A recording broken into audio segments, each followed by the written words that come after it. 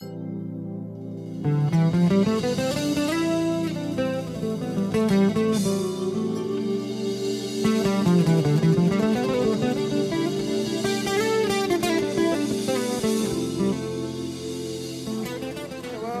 story actually goes back over a year. Last year, February, there was a fire in Joe Slovo and about 150 shacks were burnt. The Kyalami moved in then and worked with the Joe Slovo leadership and created a relationship with them in the beginning, which we had to build.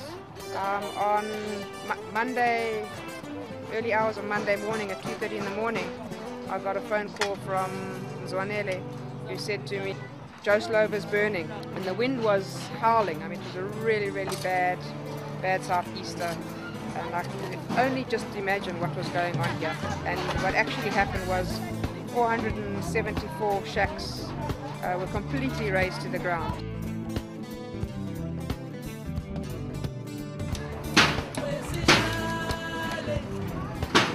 Since Monday morning, we've been working in conjunction with SDI and Kyalami. And this partnership has not been started now. It has been a long time working together. You know, they've got people that have already joined, like in savings. So it means there is a lot that we are still going to do with them. Then after a while, Zwanele came to talk to us, and he agreed with his task team that they wanted to go ahead with the reblocking. We have to go there and assess the area so as to reblock the whole area. But slowly but surely, what we're going to do here, we need to make sure that we're blocking the whole area. Hence, they are interested in this now. So we just take it from there. I'm going to go with them and assess the area. At the same time, the disaster management and the people from the city just wanted to distribute the materials.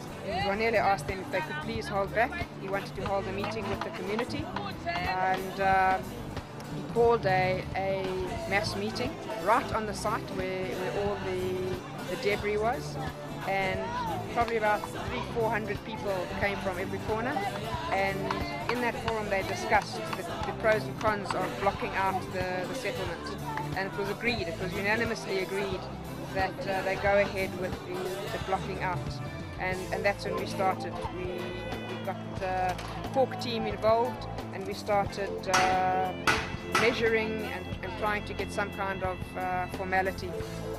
Since then, the momentum has grown and grown, and what's the best part of this is that the community has taken the process over. Right from the beginning, we were blocking out, and then just the first block, and since then, people are coming to us constantly and saying, we've cleared our area. The most important thing that is taking place here is that we are reblocking the whole community. We want it to be safe, you know, because there are always these fire incidents. Therefore, if we are reblocking the whole area, it means then we are going to limit the number of fires within our community. And if we are reblocking it as well, we are going to be safe in terms of the rules of the government in regard to development of informal settlement, because they need to see that there is development that is taking place. People can do these things, you know. Hence, we're always saying to government must develop areas in situ, meaning that they must involve people always whenever they are making development. So this will be the first step for government to see that people can do this themselves.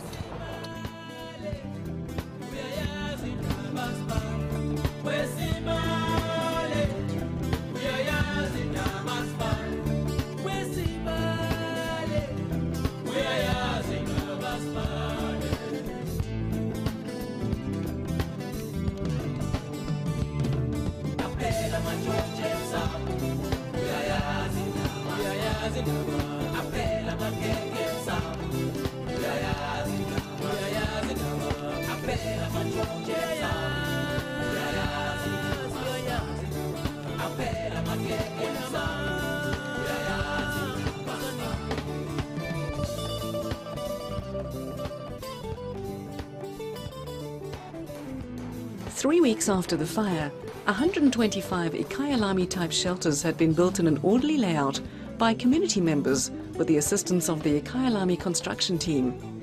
The shelters were built back-to-back with lanes in between. Since then, the inhabitants have been constantly upgrading their shelters. Some have painted them, Others have installed ceilings or internal claddings, and many have planted flower beds outside their new homes. A real sense of pride emanates from residents who live in the blocked out area. This success of the community, its leadership, and the support NGOs has drawn interest from various quarters, most notably from local government, with whom they are now engaging on a regular basis. It is Ikhayalami and Cork's intention to work with organised communities together with government support to replicate the success in every settlement following a major fire, and ultimately in as many settlements as possible following an emergency, including the emergency of inadequate shelter.